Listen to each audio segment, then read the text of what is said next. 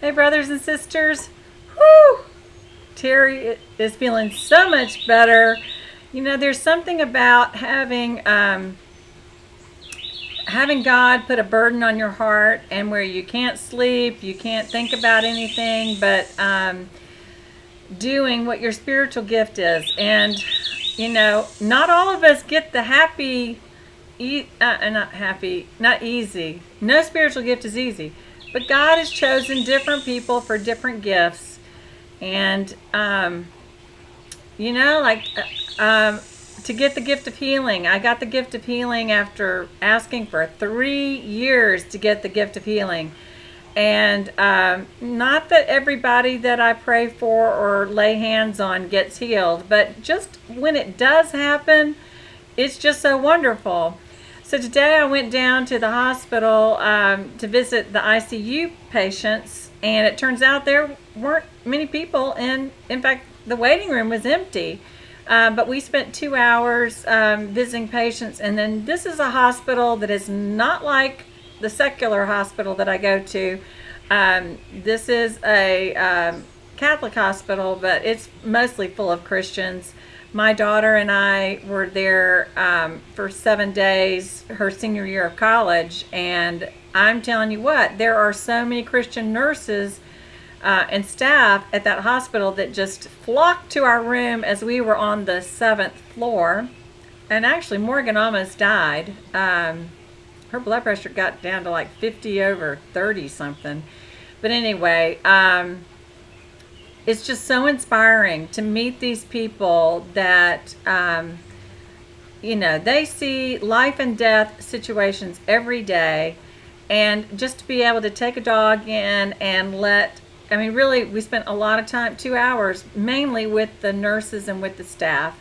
Ran into the chaplain, talked to him about how I had been a chaplain dog at the other hospital, and then that they did not want me praying for the patients. Well, the funny thing was, I had not done this visit with this particular woman before, and it turns out that we both have been in this same Bible study. It's called BSF, Bible Study Fellowship International. She was a leader in it, a discussion leader in it. She's been in it for 20 years. I've been in it for 13 years. God told me the month after I got born again, I had 3 different women at different times during the same week come and say, "Hey, Terry, would you like to go to this Bible study called BSF?" And I was like, I'll think about it. And then by the 3rd one, I was like, oh, God wants me to join this Bible study fellowship. And so this woman that I was doing it with today, her name is Teresa. I didn't tell her about my YouTube channel, but she has the Holy Spirit. And it turns out she also has a golden doodle. And, you know, we just immediately had the connection that we had studied the Bible for all these years and loved the Bible. And it turned out that the first guy that we walk in to see, we were just standing in the lobby, actually. And I think I said something about how I haven't been able to come during the year because I was in Bible study on Tuesdays. And then he said, "Oh, is it that Bible study based out of San Antonio?" And I'm like, "Yeah, it actually is." And he did not know his sister's sister is in leadership there, actually works at headquarters there in San Antonio. That's where BSF is headquartered out of. And I'm just like, isn't this amazing how God does this, that 3 people all there know about BSF? And I told him, I said, you know what's so cool is that BSF was founded in the 1950s by a missionary to China. And I guess politically they were excluded from China, and so she came back to the United States and started this ministry. But China, about 5 years ago, allowed BSF to go into China. There are Bible studies going on in China with Bible Study Fellowship International. I told him, I said, you know, actually China and Iran are the two fastest growing Christian nations, because where there is persecution, there is great faith. And he was like, yeah. And I said, and this is the problem with America, that we want the comfy life and we don't want to be persecuted. So, so, so it turned out we only saw a couple of patients, but we had a great time visiting with the staff and everything. And I was telling her, Teresa, about how, because when we talked to the chaplain, I was like, you know, I would love to do chaplain visits. And I gave him my card and everything. And she was like, yeah, it's really strange that they don't have dogs on the chaplain team here. And I said, well, you know, it is strange. And that the other hospital did not want me to pray with the patients. And I said, you know, if a patient asks me to pray, I'm going to pray. And I said, the funny thing is that one of the most dramatic things that happened to me was a patient named Buster who had Alzheimer's so badly that he had a babysitter with him. And his wife was Jewish, and when I walked in, he said, would you pray for me, but not here because my wife is Jewish? I said, okay, Buster, I will. So that week I prayed for Buster. The next week I go into the hospital, and the doctor is in his room, and the doctor comes out, and I walk in, and Buster goes, you prayed for me. Now, Buster did not, the first visit, for him to even say, would you pray for me, was amazing, because, I mean, he really had very bad Alzheimer's. And he says, you prayed for me because Jesus came into my room. I saw him.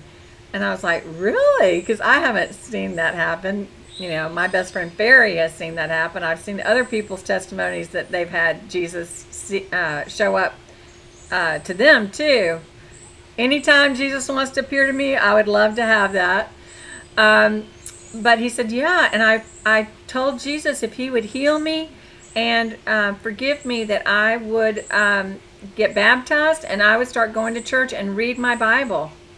So Buster got saved without me praying with him, but praying for him. You know, I don't know of other people, but I love that. I just love that. So back to the original thing is that being able to have those kinds of things happen, you know, too, a lot of times we're just loving on the people. I'll show you. This is just so cute. Let me show you. Look at these. Look at these cute little kids in the lobby with Lexi. She texted me the picture because we're not allowed to take pictures of the patients. But then look at this. Is that not cute? Look at the little boy, and he wants a dog so bad, and there he is, and his little sister. Oh, it was just so much fun just to sit in the lobby and love on these people. So back to the original thing is that there are spiritual gifts that are, we got to use them, whatever we're given. And when you use them well, he'll give you more. But then there's other spiritual gifts that are not very pleasant. And the one that is not very pleasant is the gift of the prophet, to be a prophet, and a gift of prophecy. Now, I'm not calling myself, I'm not naming myself a prophetess, but I have had times where God has shown me something, and I have to speak up. I have to speak up. I mean, it's like, that's what I had to do yesterday. Well, so once that's happened, then I feel so much better, so much better. And then I can get back on to looking for the rapture. So, funny thing is, I did the videos. I'm going to drive to the pharmacy, and I see something I had not noticed before, which was, I don't know if you'll be able to see it very well. I see this sign on a building. First watch. First watch. You know, when we wake up, our first thing to do is to watch for the Lord. Our first watch, not just for his return, but to watch for how is he going to show up today. What is he going to do today?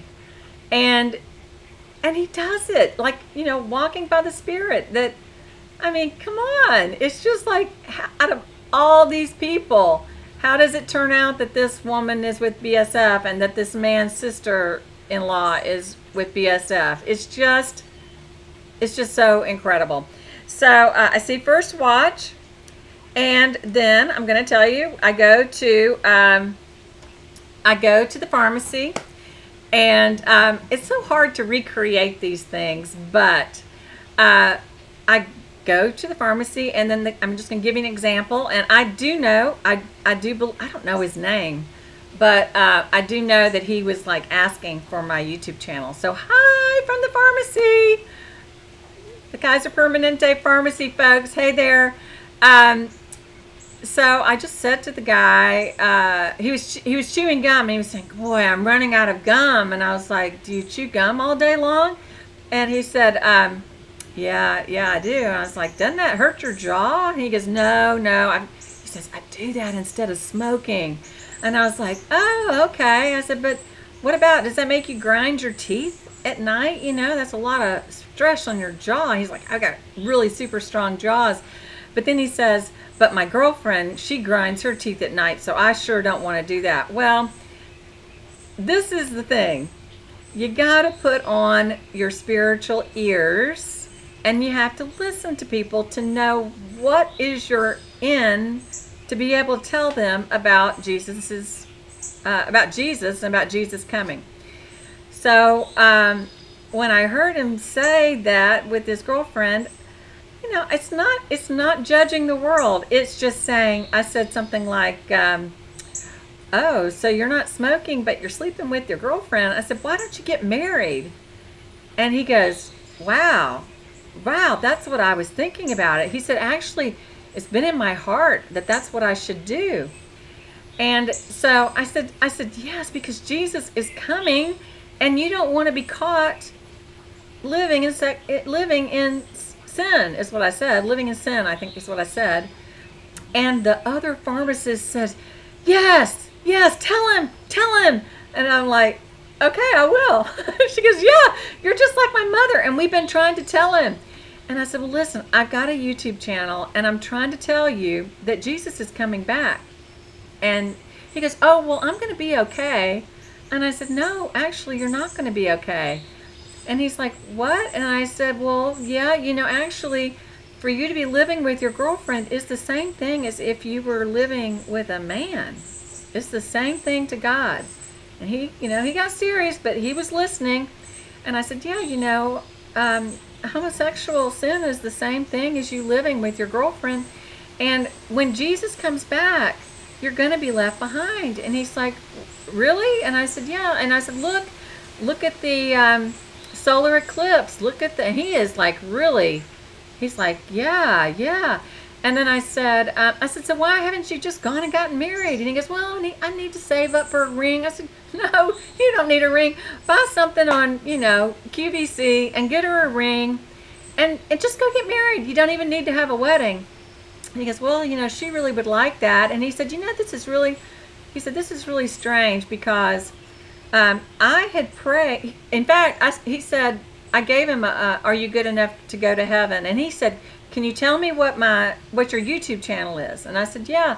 And so I was telling him, I said, "You know, you need to get this done. You need to get this done." And really, the other pharmacist was like, yes, he does. Yes, he does.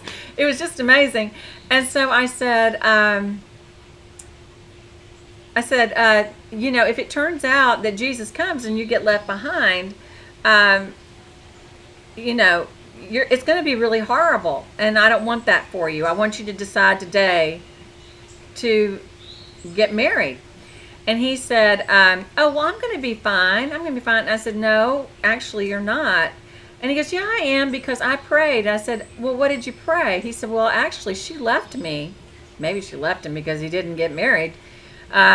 she left me, and I prayed that if she would come back, that I would take her back, and that God would be the one that he would get the credit for bringing her back, and that then I would get married. And I said, so you prayed and he brought her back and you haven't gotten married? He's like, no, really, I probably should. And I was like, yeah, God held up his end of the bargain. Why did you not do what he said? He's like, I'm really thankful that you told me this. I really needed to hear this. And then like the other pharmacists were coming over, what's your YouTube channel? So it was so much fun. And I'm just so inspired. I'm so inspired that when you do an act of obedience of something that's difficult, such as the last 2 videos that I did that were difficult, God just blesses me and gives me joy by being able to share the truth, that there is a different way. So I'm really hoping he's going to get, it sounds like he's almost there. He just needs to get rid of some sin, right? He knows better. He knows better. And that's why he was thanking me. So I leave there and I pass back again by the first watch. And the strange thing is, I'm sitting in traffic and I have not figured this out. But the first card that I see is BC 8818. But to me, that I see Jesus Christ, which is 888.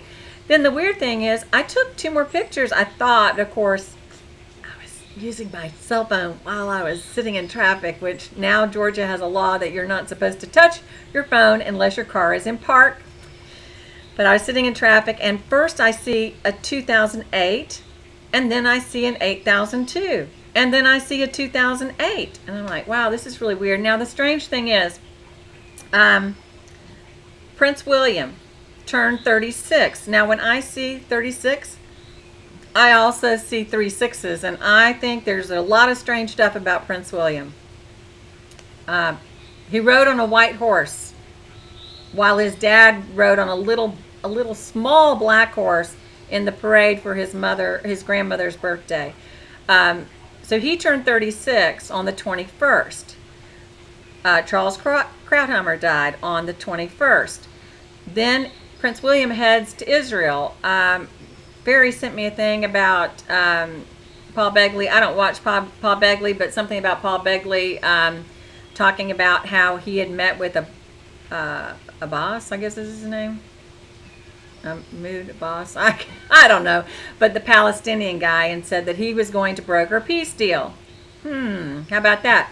Well, the strange thing is, so he turns 36 on the 21st. I just celebrated my 36th wedding anniversary on the 26th. Now, I'm not sad. I'm still celebrating it. I might have had a few, like maybe a couple of tears. But it is so nice to know that I know what God says, and I'm not in charge of the circumstances. I just know that I can celebrate that I've kept my vows, and I've had 36 years of keeping my vows and remaining faithful. So I guess it was the next day I started looking. Well, actually, I was looking at some dates. Okay. I had in my calendar that July 4th is the real Pentecost based on the Abib calendar. Now, after watching Petra something, I can't remember, I really dug into that Leviticus 23:16, and I looked at it in all the different translations. And I think that, just for me, I don't know, because it's not like super duper clear, and it seems like some people see a Yanni and some people see a Laurie, a Laurel, or whatever it was. I saw Yanni, by the way. Heard Yanni. Excuse me. When I did a calculation, I came up with July 8th. Okay, so July 8th, I believe it's a Sunday. I still think it'd be great to have a rapture on a Sunday, right? Um, but I did it by Passover, which was on a Monday, I think, and then taking it.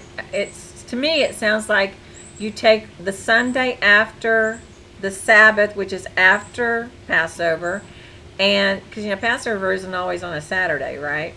And then from the Sunday after that Sabbath, which is after Passover, then you count 7 weeks, which is 49 days, and then the next day is the 50th day, which I come up with July 8th. And it turned out, Adrienne, I think was her name, there were other people that saw it that same way. So, I still think July 4th is very interesting. July 4th is just taking a straight 50, I think it's just taking a straight 50 days from Passover that way. Without the delay of the waiting till after the Sabbath. So July 4th through the July 8th. Well, July 4th, come on. July 4th, like I watched this cute little 8-year-old girl today who had a dream about tribulation, and I'll put it in the link. I thought it was just adorable. And she, she's 8 years old, and she's like, y'all get ready, Jesus is coming. And she had seen the lights shoot up and everything.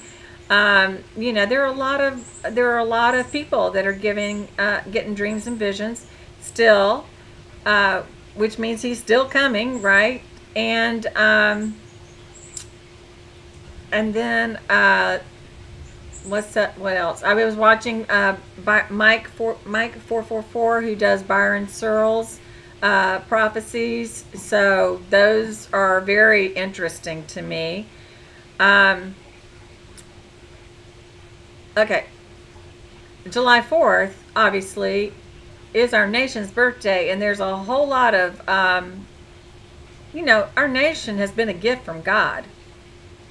But the problem is, we've left, in general, we've left standing up for God, right?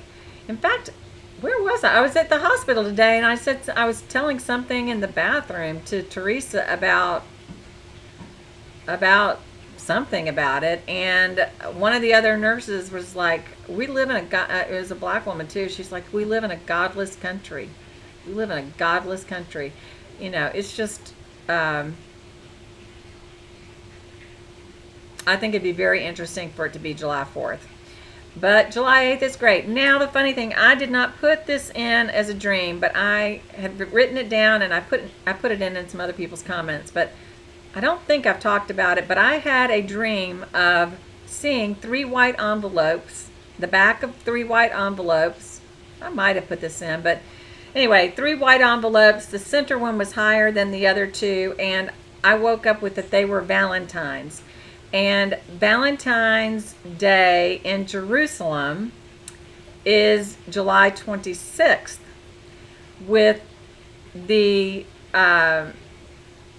biggest and longest blood moon happening on the 27th of July. And we're not going to be able to see it. This is what they call that bullseye blood moon. I may have done a video about it. But the bullseye blood moon is on July 27th. The Valentine's are on Valentine's Day is on July 26th. And then I saw GEVTE. I haven't watched it yet, but he is saying August 8th, and I think there are other people that are saying August 8th.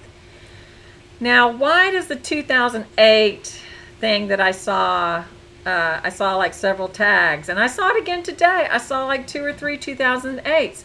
Well, to me, 2008, sorry, I got itchy nose.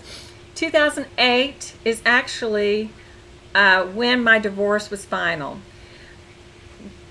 This is what's so weird.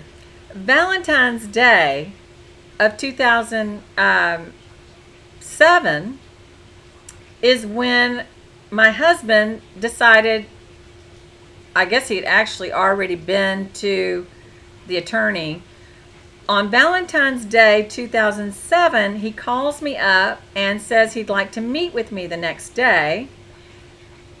And I'm thinking, oh, great, we're going to reconcile, right?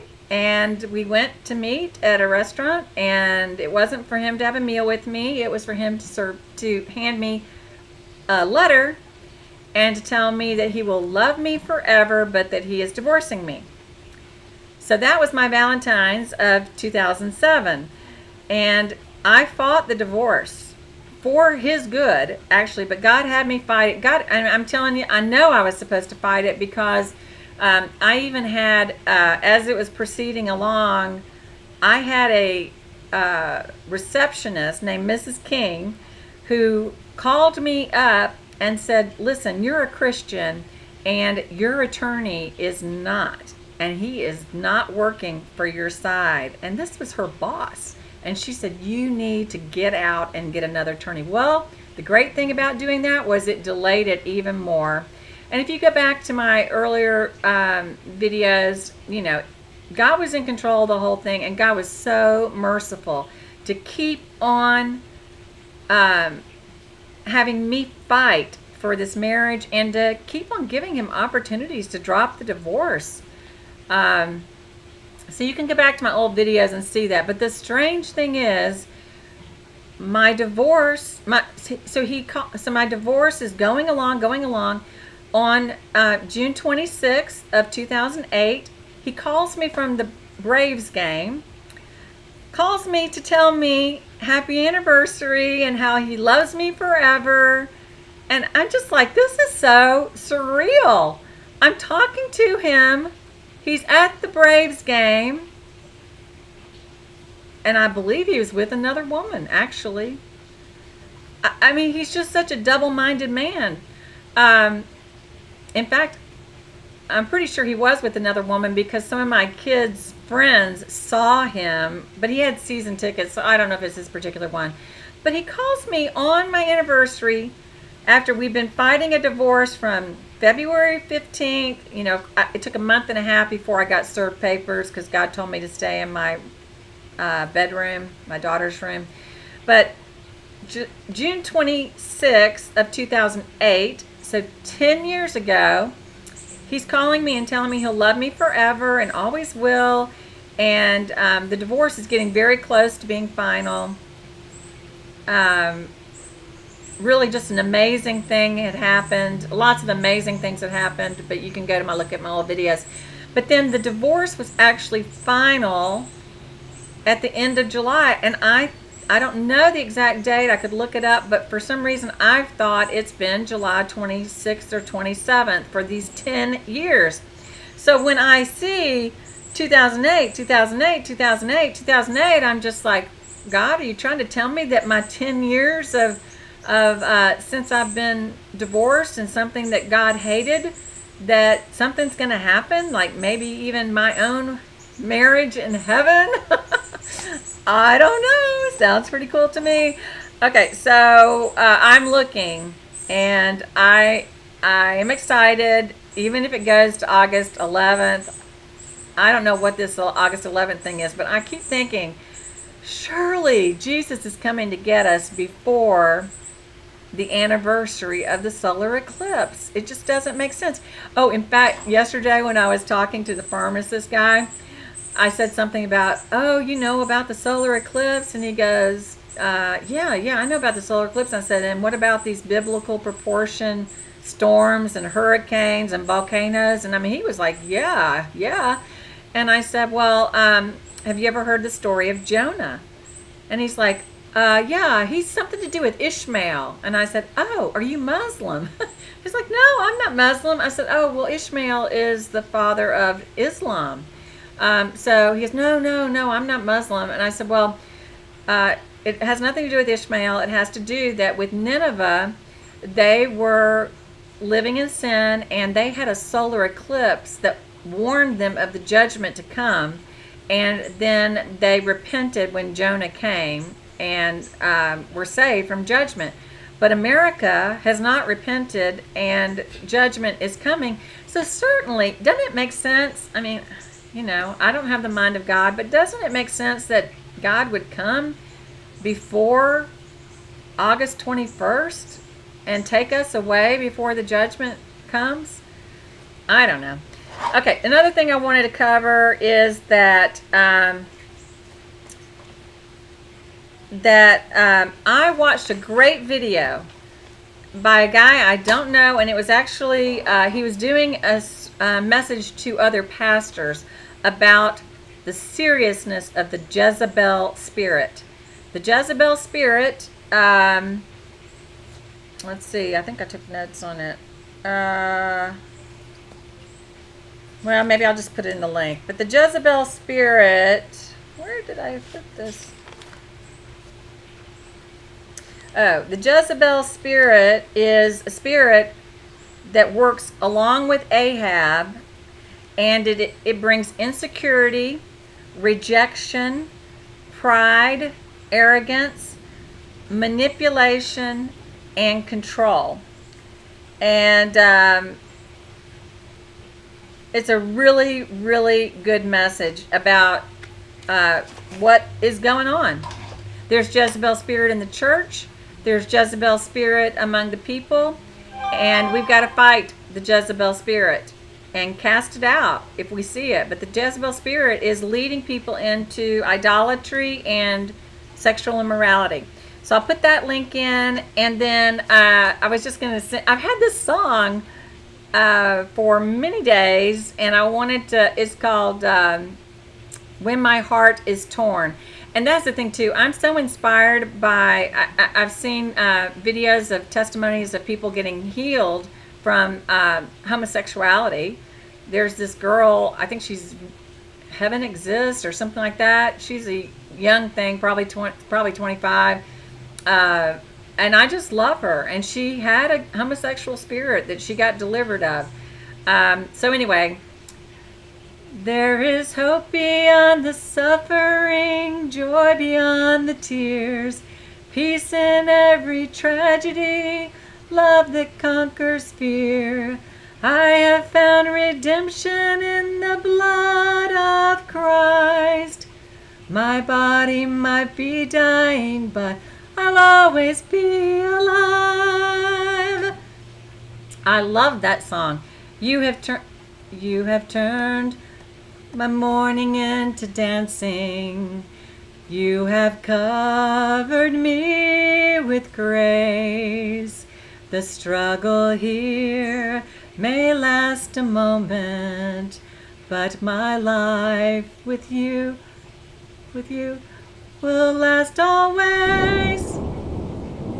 All right. I love the thunder. The God of the thunder, who sends his lightning bolts where he wants them to go. I'll put in a link to the song so you can hear it sung well by Phil Wickham. But yeah, I'm just excited.